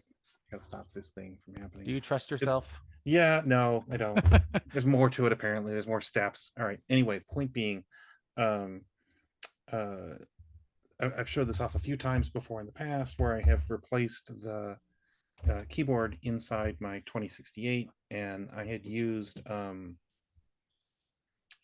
of those services that prints keycaps for you. But they're full height keycaps, and I didn't like it. And so what I have done is replaced it with, and I'm sorry that this is kind of dropping out, but part of part of the value here is that these are super low profile keycaps with low profile switches, and it actually looks great. And so now unfortunately, these are keycaps that don't have any Timex markings on them. Hence, why I had to create that that keyboard reference chart that I sent out to the list a while ago. Very nice, by the way. Yeah, and I actually I used it this morning to load some screen files. I have never loaded a screen file before. I was like, oh, how does this work? And bing, bing, boom, it worked. All right, so I'm gonna give you a little bit of update into the craziness that is my world. You know that John has been sending me boxes of stuff from Bob Swoger's collection, and the first couple boxes arrived, and it's full of papers and magazines, and Bob was really good about taking runs of newsletters and binding them in these oak tag binders. Remember, with the metal bits that would go through, right? So ton of those. Okay. And there's a lot of stuff in there that we didn't have, so yay. And then John says, yeah, I'm going to send you some tapes. Do you think they UPS will x-ray them, and will that affect them? I'm like, I don't think it's gonna make any difference. So when John says he's gonna send some tapes, it was 2 boxes full of these Radio Shack trays that hold like 18 tapes, right? There's about 18 or so of these boxes, plus a bunch of loose tapes. This is on top of all the tapes that Jim sent a while back. So now, at that point, I own more cassette tapes, I think, than I have owned in my entire life, all put together, right? And not all of it's new stuff. There's a bunch of Spectrum tapes in there because folks would put their Spectrum ROM in and play games, a lot of games. But there's a lot of cool unarchived things, including in Bob's collection about 8 or 10 Zebra tapes. Tech Draw, not just Tech Draw Junior, but Tech Draw, Zebra Paint, this 80 column printing utility that Zebra made, a bunch of other stuff. So working my way through those things. Quite a while back, Paul David, I don't have those, believe it or not. What? But if we get them in a format that they're solid, I can put them in the public domain. Okay. Well, I can put them on your website and my website for download, because people do want them. I've been asked, and I don't have everything that I made. Well, and Stuart, this actually gets to another thought that I have, which is quite a while back, a guy named John Coffey and I were talking, and he had written he was an early person putting out software for the 1000, and then he got a 2068 and he wrote this game for it called Diamond Mike. And when he and I were emailing back and forth back a few years ago, he said, has this ever turned up? And I said no. He says, well, if it ever does, let me know. So in that box, in those boxes of stuff from Bob, was this tape that said Diamond Mike. And so I was like, oh, I got to try this. And on the email list, we went back and forth and recovered both sides of that tape. And so I reached out to John and I said to John, not only do we have the program, but do you want your tape back? Because it's clearly one that came originally from you. It's got your little label on it and probably has your handwriting. He says, oh yeah. He was blown away that we found it. He was blown away that I'm going to be sending it to him now that I've taken some pictures of it. So Stuart, was there, since I did play that game, was there any additional documentation in the tape manual itself or in the tape cover? Not yet. No, okay. No. But Stuart, if you would like some of your original tapes back, I will be more than happy to send them to you as well. Once I've archived send them to me, I'll put them just to hold on to them, just to have them. Well, I could just make the code downloadable. I think I have most of the paper manuals, but I don't even, Yeah, and so a bunch of the stuff came with that Bob had manuals as well. Yeah. And so Paul, a few months ago, Paul said, I have a banana box of materials that were associated with Sinkware News magazine. And Paul was not kidding. It literally was a banana box, that thick double-walled cardboard that, bananas come in, right? And so Paul sent that to me last week sometime. I think it arrived on Thursday or Friday. And I, there's this banana box, and within it is another box, thankfully, to contain everything, right? And when Paul said, Basil showed up at my door with this box, Basil Worthington was the last person to be the editor of Sinkware News. Basil showed up at my door with this box and said, hold on to this, right? I assumed that everything in there would be, he said it was submissions, right? So I assumed it was just going to be a lot of papers, like a lot of, printouts of articles that people had submitted. And so I opened the box and it's 8 inches deep of cassettes. I was like, holy crap. Surprise. Surprise, exactly. And it's, it's not every tape that got submitted, but it certainly seems like it. It's a mix of commercial software. There were some programming contests that Sinkware ran to,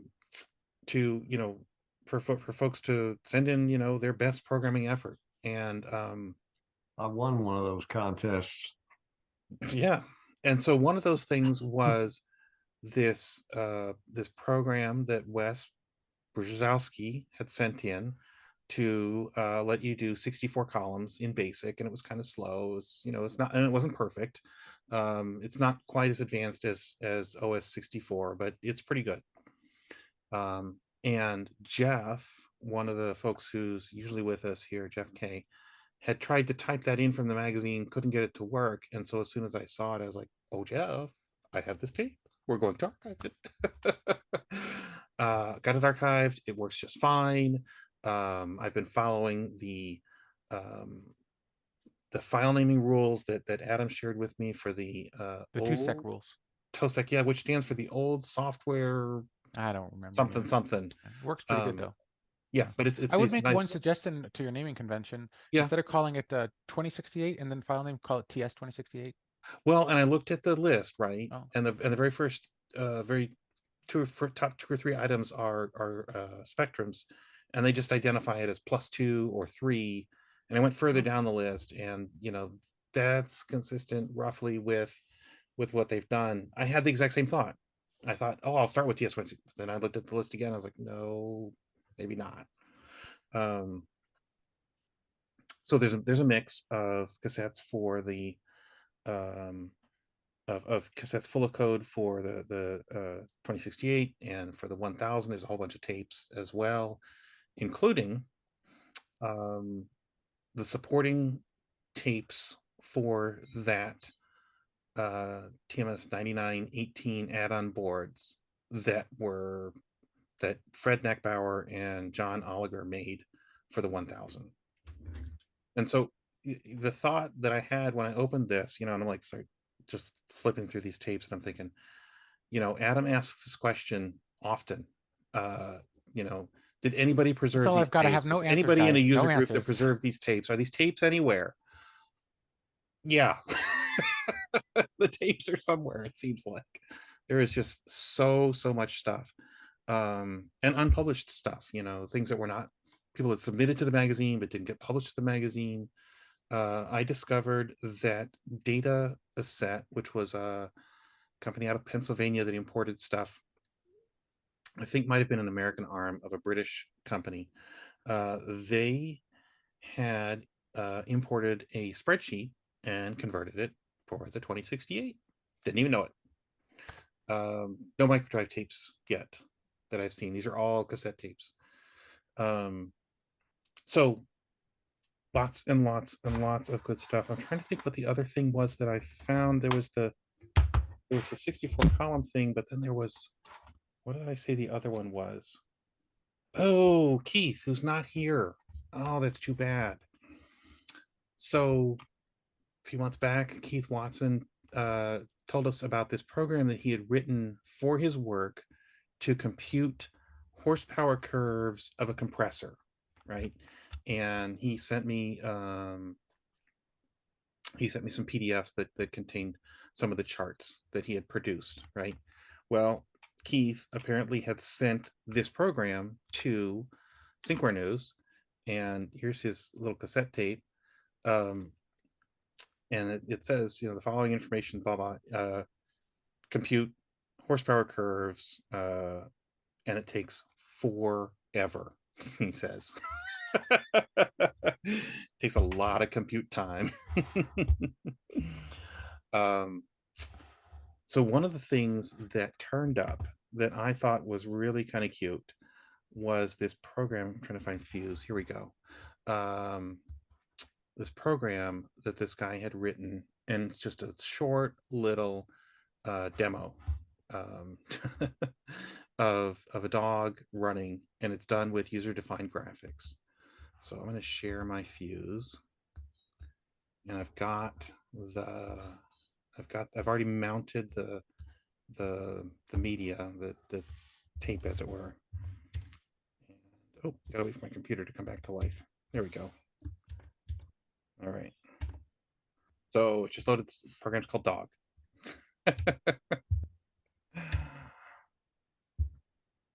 Yeah, you just posted that to YouTube, right? I did. Yep. I saw that this morning.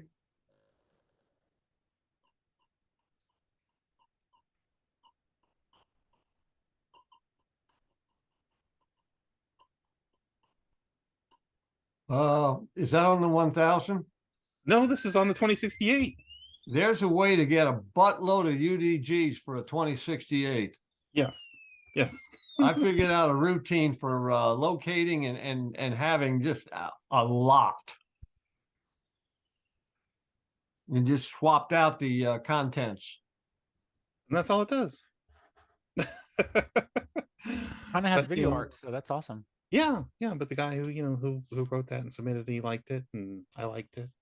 Well, I want to bring up something about that, actually, since you're going through a large collection of tapes that might have some unsubmitted programs, or, well, submitted programs, but unpublished programs. Yeah. When I was going through the collection for the Astrocade, surprisingly, some of the programs that weren't published were some of the best.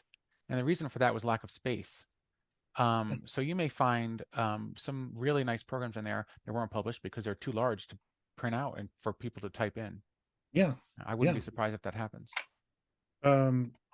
Yeah, it's just like you said, there's all these programs that folks wrote for scratch their own itch. It's what you used a computer for back in the day, right? In addition to playing Spectrum games, and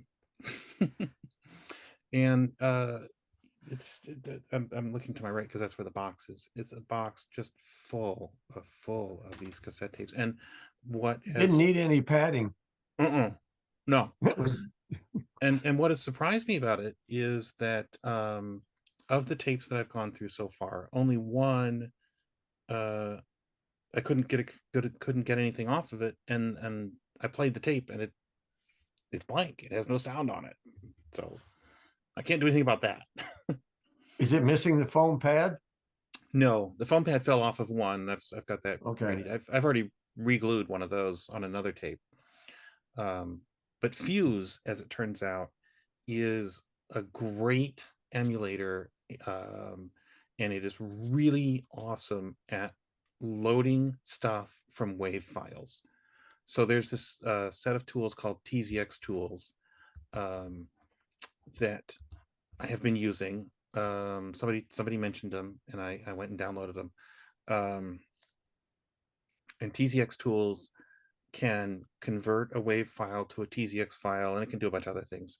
But it often chokes on these WAV files that I've recorded into Audacity, and they look, reasonable. I look at them and look at the stuff in Audacity, it looks fine. But it'll choke and say, CRC error and whatever.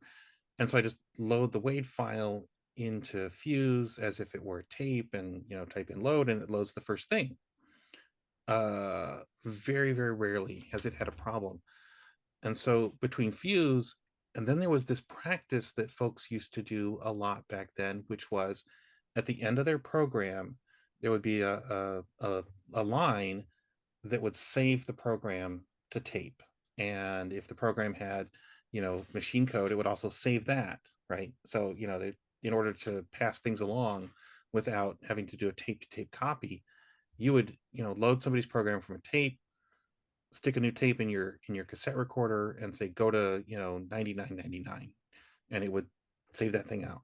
And so I've been using that a lot to extract stuff. And that's worked out well. And it can also save to this really sort of oddball TZX format. Sometimes I use that in the sort of a last resort. One of the things that was really cool this morning, I was working with a tape, and a guy had put an article he'd written using TASWord 2. He put it on the tape, and then he put his program on the tape, and then he put a couple screen files on the tape.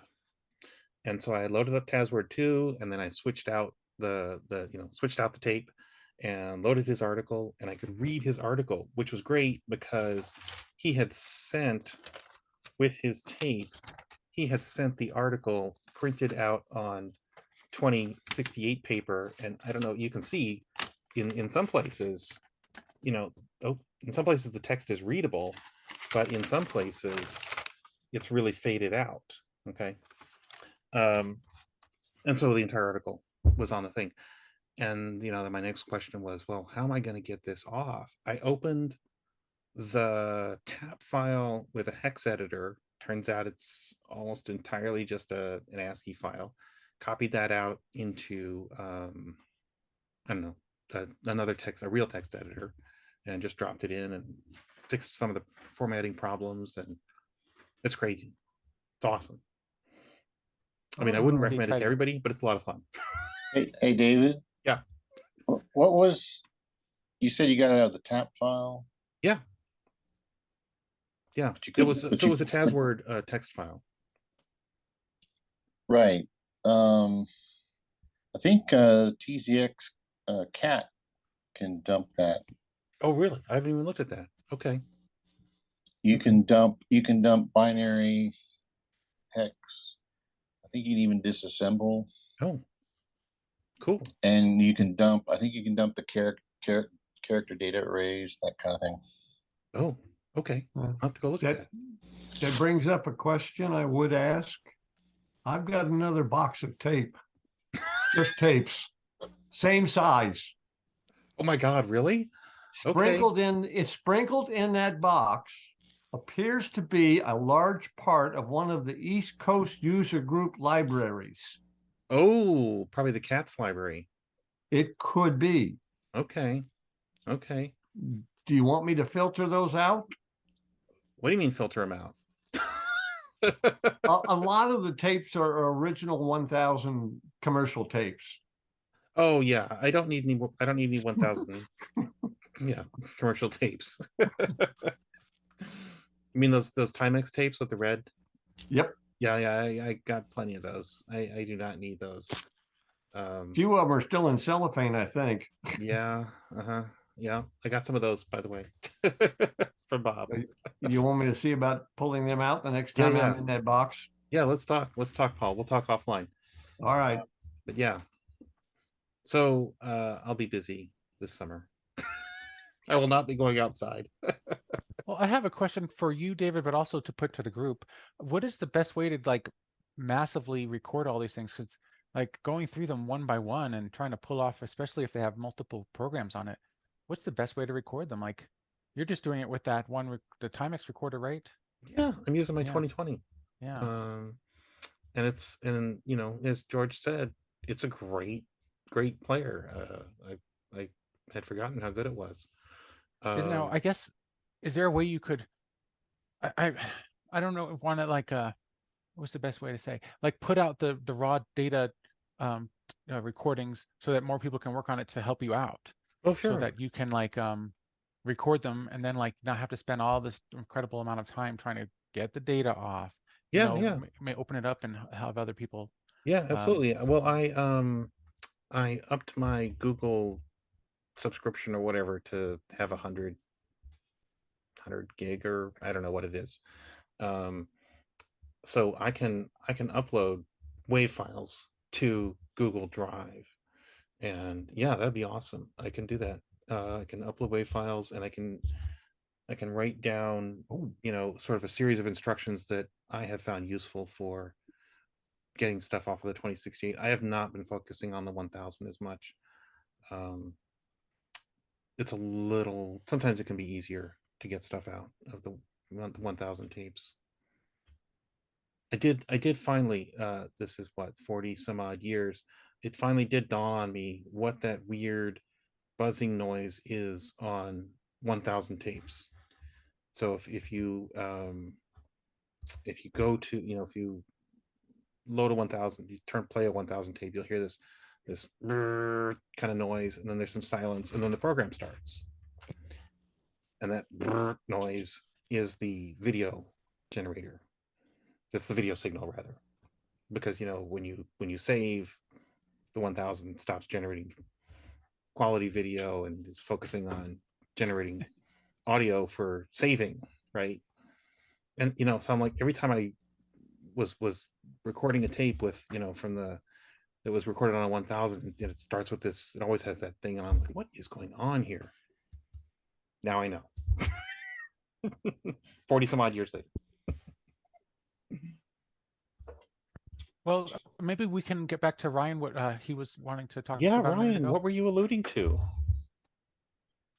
Oh, well, it was sort of, it may be a dead end ultimately, but some time ago, I don't know, a couple months maybe, I'd done the thing where I had played around with the Variable emulator that can do, and because I stumbled upon this doc file that would load in the 2068 mode that was hacked together to allow microdrive support for the 2068 in that particular emulator. Yeah, that was Keith that did that. But I was trying to understand more about like how that works. And so I read up about a little bit about the emulators, because it takes advantage of that the emulator has an extension for unsupported I/O. And what that is that if it detects I/O to a port that it's not set up to emulate the hardware for, it has a scheme where it'll call out to, I guess, a series of DOS terminate stay resident programs to see if any of them will service that. And so what you could do is you could write a DOS TSR, and it would basically call you and give you the port number, and you would check that and say, okay, that's me or not. If it's not, you return, and if it was, you'd handle it. And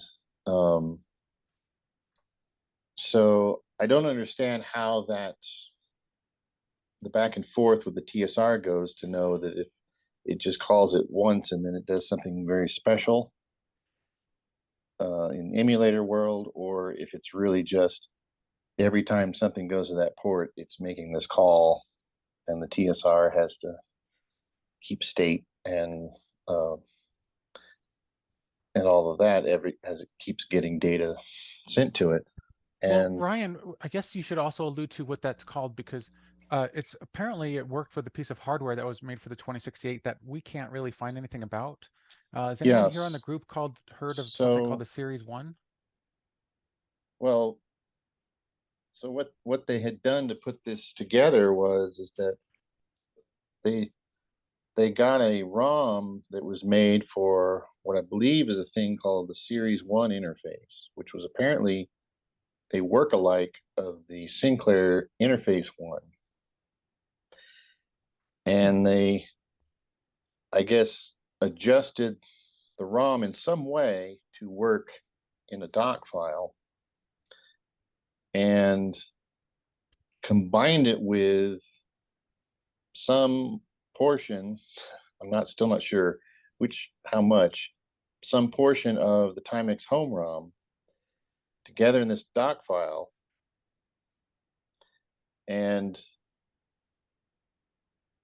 so that gives the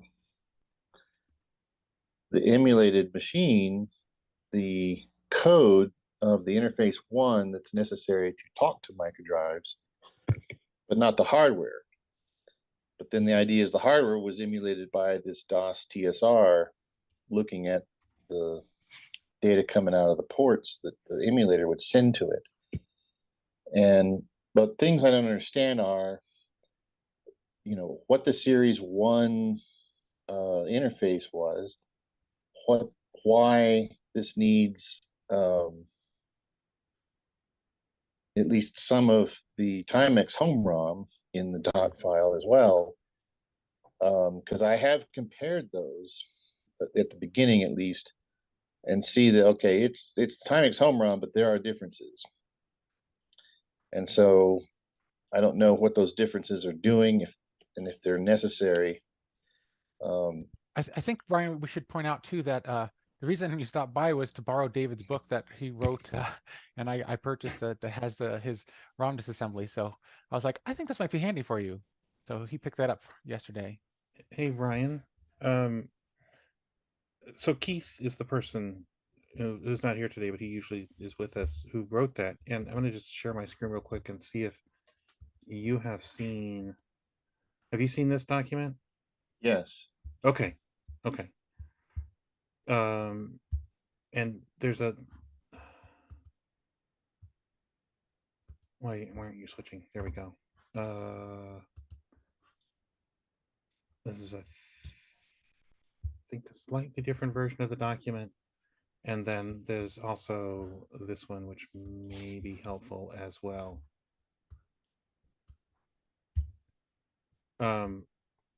So maybe reach out to Keith because he might still remember some of this stuff. Well, yeah. So I have the first one comes. The download is not there. You got to go to World of Spectrum, and it's in amongst the download links for the emulator. Okay. And it's all that old one. Where this new one that he talks about exists is I've never found this, but that's a little beside the point. That so basically tried to load this doc file onto real hardware, and it doesn't want to go. Right. Well, we tried a couple different ways. Well, we're going to try it in a couple different ways. Yeah. The machine will, I guess, basically crash when you invoke it. But that might be a problem with the backbit cart. So we didn't know if the backbit was not implementing all the configurations of a doc file that are possible potentially. We don't know if it's loading it correctly because it is composed of these two parts that are mapped differently. Right. It's a 24K file, and like we have noticed it, and I never noticed until yesterday, but the backbit cart does have some weirdness loading some cartridges. It loads like a normal cartridge, like a game or what have you, fine. But when we tried the Spectrum emulator, there's two different ones. The Timex computer one from Portugal, it's supposed to auto load and just go into Spectrum mode automatically, but it doesn't. You have to do the out 244.3 in order to make it turn into the Spectrum mode, just like the one we are used to.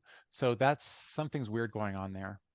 And I don't know if you can see this, but this is that cart I got from you, David. Yeah. And I was wondering, if I put the jumpers in a configuration and I burn the 24K cart to like a 32K ROM, is there a configuration that will support this on here? Well, that's an interesting question. No, and the reason I say that is because it didn't dawn on me until recently that here we go. All right, so I have this. I have Hot Z burned onto a variation of that cart, but this cartridge that I have, let's go back and look at my schematic, but I think that I mapped this in theory only to the 0 to 16K space, but the Hot Z cartridge is 24K.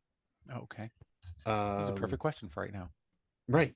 And well, so, it's also that that it's, if you read that first document, the old one, Yeah. on the archive.org, which is also what comes with the download, I believe, that text. And it says there's a piece that's labeled, this is, I forget what the ID byte, of the header. Yeah. FF. Basically says it's a home ROM. Okay. It's mapped to home ROM.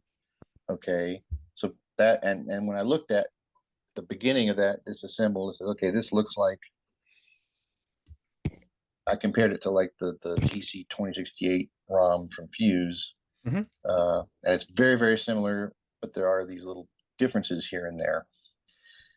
So obviously, okay, it's a home ROM meant to apparently overwrite the home ROM bank. And then at the end of it, which I guess maybe is 16K instead of 8K, as I believe, is then this Series 1 ROM that's been modified to live, I guess, in an XROM. I don't know if I'm getting all these that makes sense. terms right. Yep.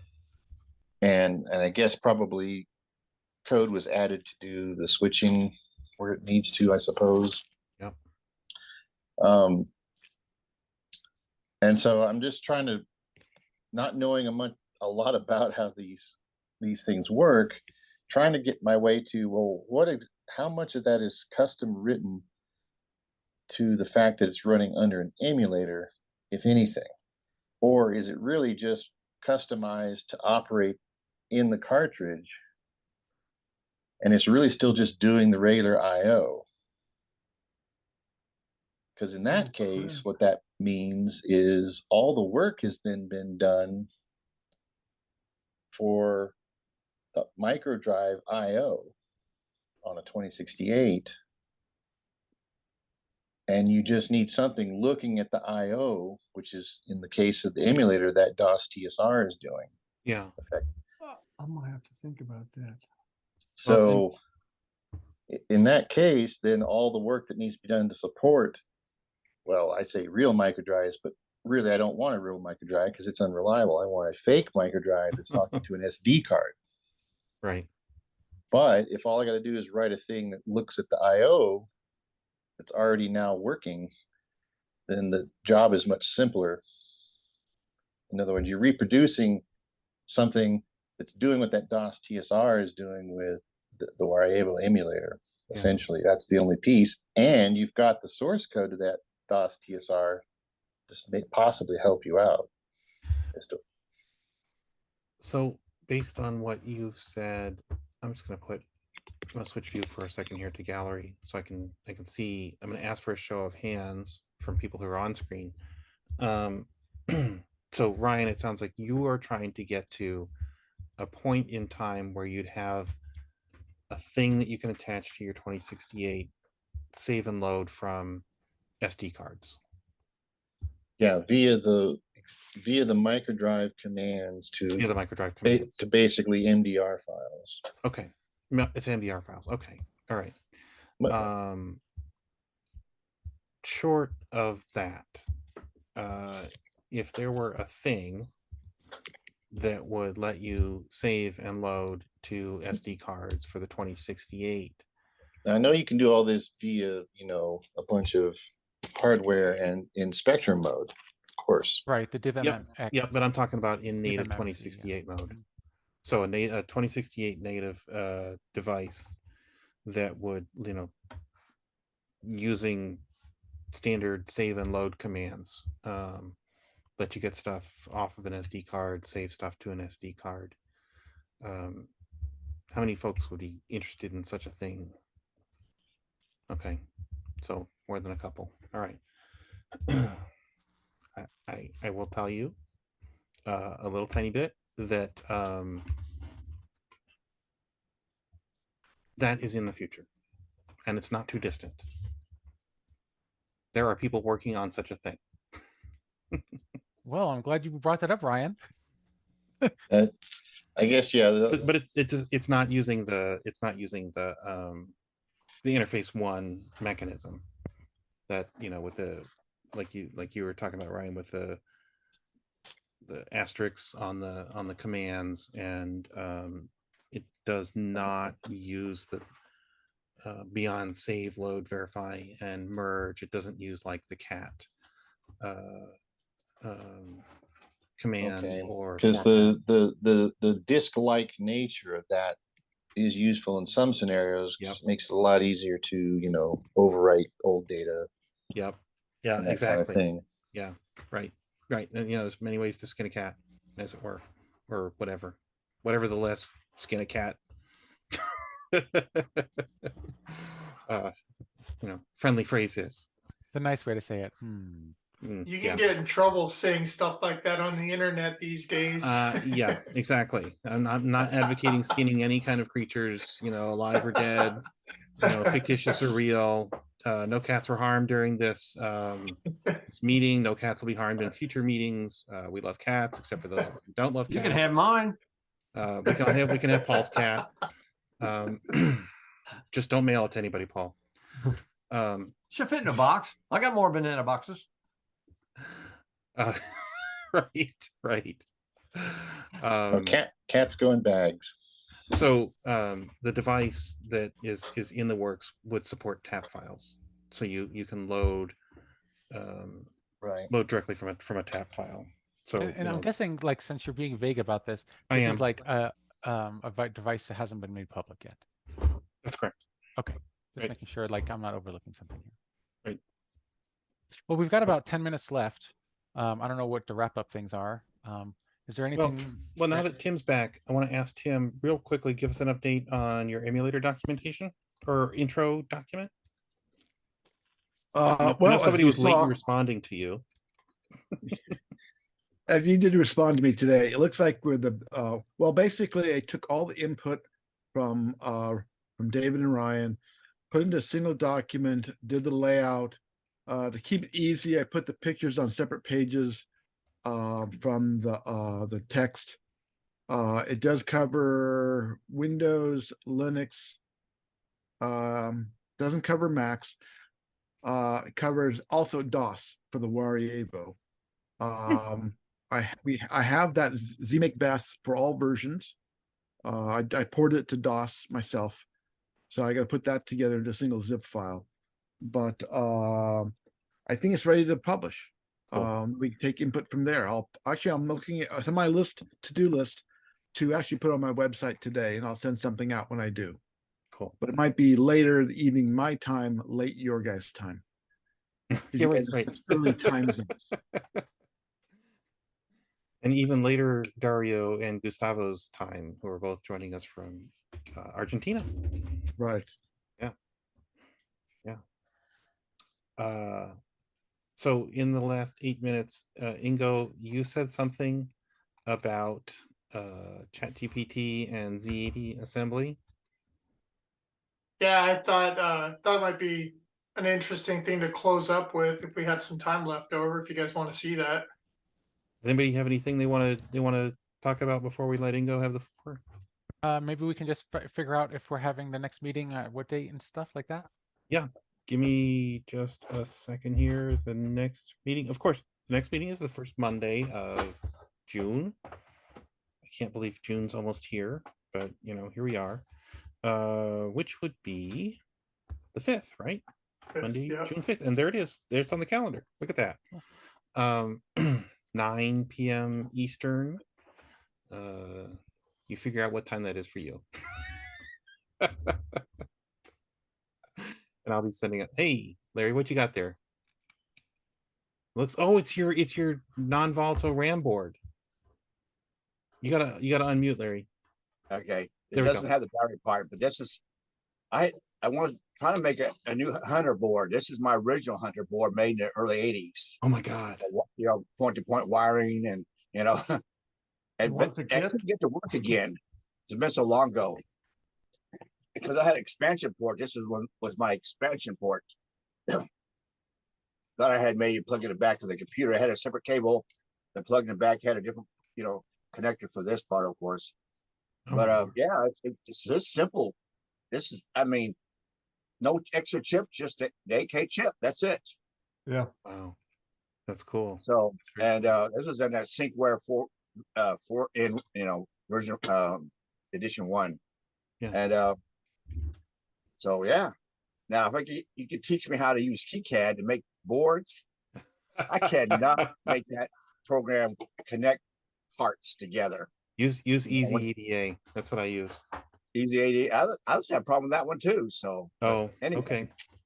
So yeah, that's I had typed that WRX 16, which is actually rather impressive, but try to use it with other things, not so easy. Mm-hmm. Mm-hmm. Have you been over to the Sinclair ZX World forum website? Which one's that? SinclairZXWorld.com, I believe. No, I haven't. I don't think so. Okay, go over there because those guys are just absolute experts in all things ZX81, right? Including there's multiple threads about high res, and especially the WRX 16 code. Those guys know where it's at, and Greg Harder, who used to do stuff with Fred Nackbauer and is still cranking out stuff. Greg actually has a YouTube channel. Wow. He's pretty active over there. He's super smart about the high res stuff. So that's a excellent resource if you guys haven't been to that. Larry, if you don't mind, I'm going to jump real quickly to Dario because he says he has some images Fine, yeah. you might want to share with us. Yeah, sorry to extend the meeting a bit. Just shown some images. Oh my! Wow. Of the tapes, and we talked the last meeting about these tapes that came bundled with the Timex. Yeah, look at that. The problem I have with this is I remember 6 and I have 8. So how they came inside the box, I'm not sure. So perhaps I'm misremembering this. And these tapes are not bundled inside the box. Yeah. But they came with the system. So Dario, that Zatom one, that's a Quicksilver tape, right? The one, sorry? Zatom, the XADOM? Is that from Quicksilver? Or any of these from Bugaboos? Oh, yeah, Quicksilver. The thing is, these all are from Quicksilver. Okay. But I forgot that my dad got other tapes later in time. I don't know from where they came. I believe there are other people that got the system, and they are not Quicksilver. In fact, one of them, this one, is Guardian that was published by Timex. Okay. So now I'm confused. Well, I'll tell you that none of these look like the Quicksilver 2068 tapes that were in the box that Paul sent me. Okay. So there's yet another mystery wrinkle. Yeah, I was thinking that perhaps this was night computers all along. I don't know. I'll find out this week, I'm sure, when I dig through. Yeah, I was digging and I found this that say that they signed the agreement with Quicksilver. Yep. And this is from 85. Yep. So this is the time around that might happen. But I don't know. Oh, and this is the only proof I have that Quicksilver released this for the Timex themselves. Mm-hmm. And this... Yeah, that's what it looks like. Yeah, and says Quicksilver, San Antonio, Texas. San Antonio, yeah. The tape, it says Spectrum, but this is a Timex because I Timex here, and the copyright is Quicksilver Inc. Mm-hmm. The UK brand is Limited Ltd. Yeah. So this is in fact the Quicksilver from United States. And probably works with the 2068 joystick. It says joystick optional, I see on the... Yeah, I tested the games. Astro Blaster, for example, the Spectrum version does not work with the Timex. So we know some of these tapes were changed for work with that. So I'm not 100% sure from where they come from. Might be something promotional from Timex, but this time I don't know if even Timex was involved with this. I don't know. Right. Well, and as Gustavo was saying earlier, there was a lot of local conversion of programs. Yeah, but I don't know. I see these types here in Argentina at the beginning. Maybe is stock all the stock, or I don't know. But in Argentina, I see these types in the same format, sell it in on the stores. Interesting. Okay, can be something local then. Yeah, looks like possibly. But this is right because I don't remember Quicksilver releasing any of this game. The only proof I have is Astro Blaster. So I don't know. I need to get more. Oh, by the way, I need to recover the ones that we don't have reserved. Yeah. Smuggler's Cove. That, by the way, I believe this Smugglers with 1G.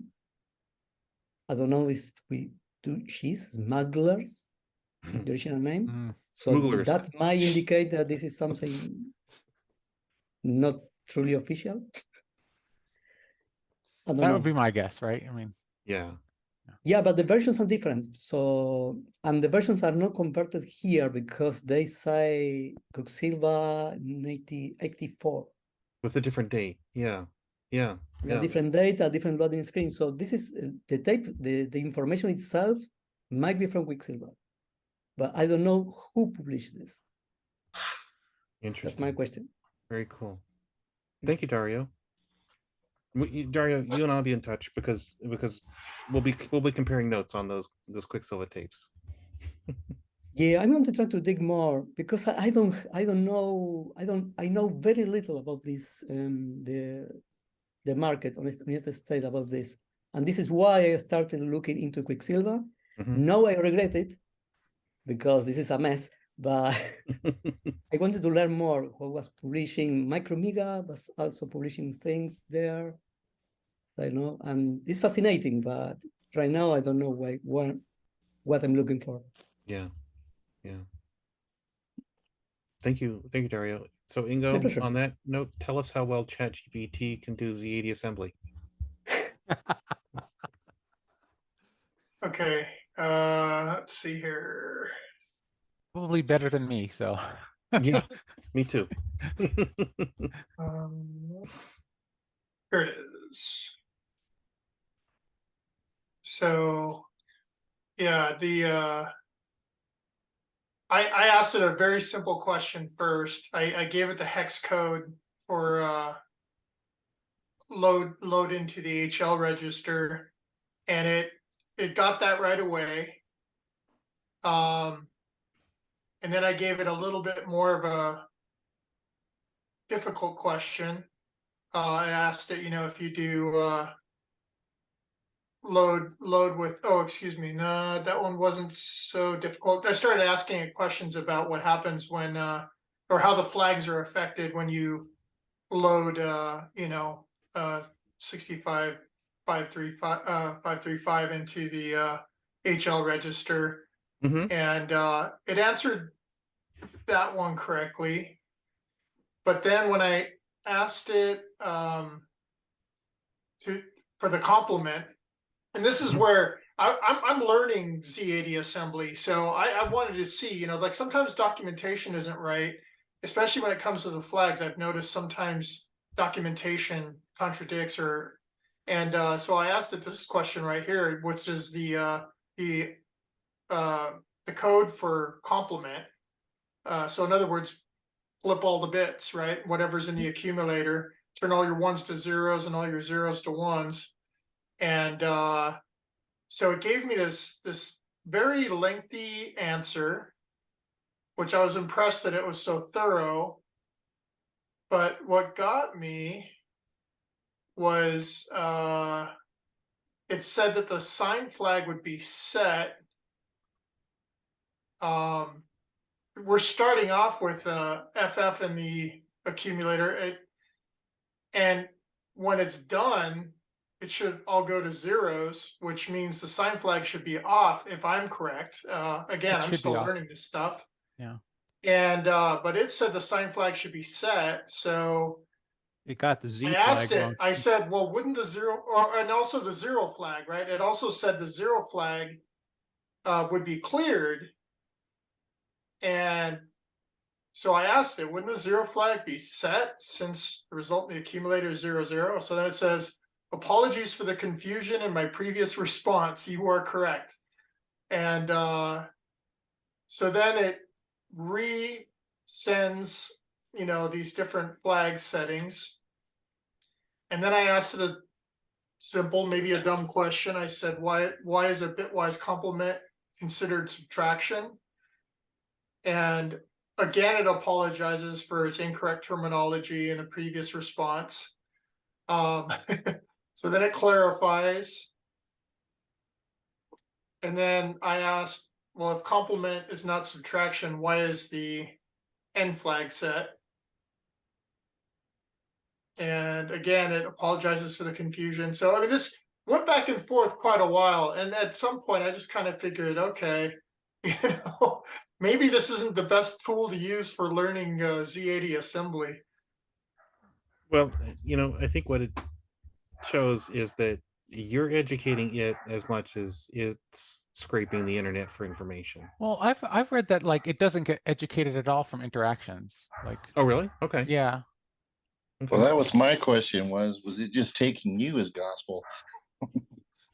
Yeah, because I mean, I could be totally in left field too, because I'm just learning this stuff, right? So I mean, who's right? But I mean, I was trying to see if I could use this as a research learning tool, and in this case, it wasn't really helpful. I think if you're looking for creative options or alternatives, it might inspire you in a certain direction, but I don't know if you could rely on it really to help you learn something or help you build something. Yeah. So I thought this might be kind of interesting to share. Very cool. Well, why not just read the manual? Right, just read the manual. Right. Yeah. Good luck with that.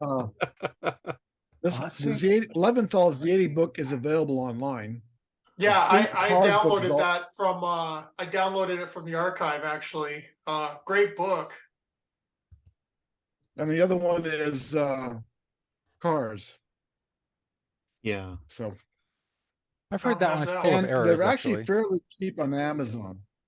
If you want hard copies, go to Amazon. A lot of used bookstores linking through Amazon, and they're not that expensive. Yeah, I love actual It's books. I just don't have the easier room for to have them a hard anymore.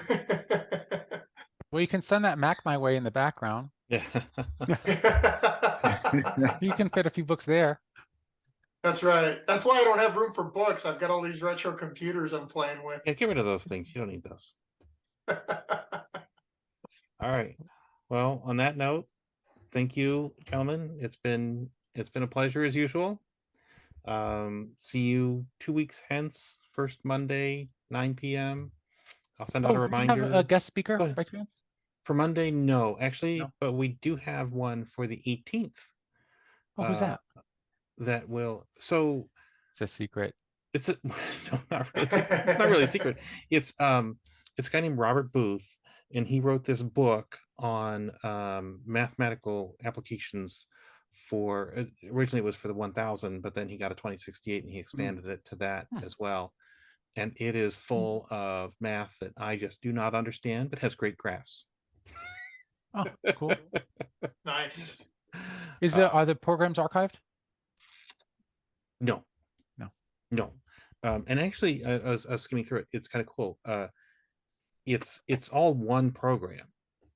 He's in chapter 1. He starts off with a little bit of code, and then each additional chapter is the corresponding code would add on to that existing program.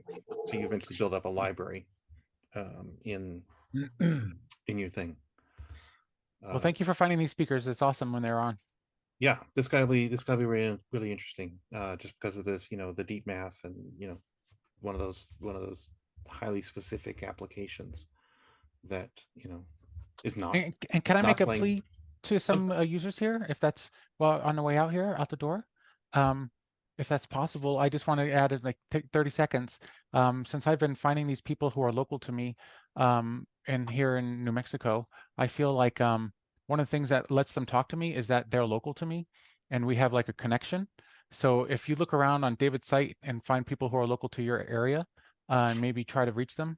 I mean, it's been 40 years, but all of a sudden they get like, wow, you remember this? This is amazing. They're willing to talk to you. And I haven't had one person hang up on me yet. So, you know, maybe you can have some luck too in finding some of these people who are local to you and you can be like, oh yeah, I've been to that place and I remember that thing. And yeah. And if those folks are not, if there's nobody in your area that has, you know, location information on the website, let me know, because I have a separate database that probably does have location information. Like if, you know, somebody wrote a letter, I would have taken down that address, but I didn't necessarily tag them yet for that, whatever state they're in. So reach out to me and I'm sure I can dig up somebody that existed within 100 yards of you. All right. On that note, thank you. See Thank you you, David. in 2 Bye, weeks. everyone.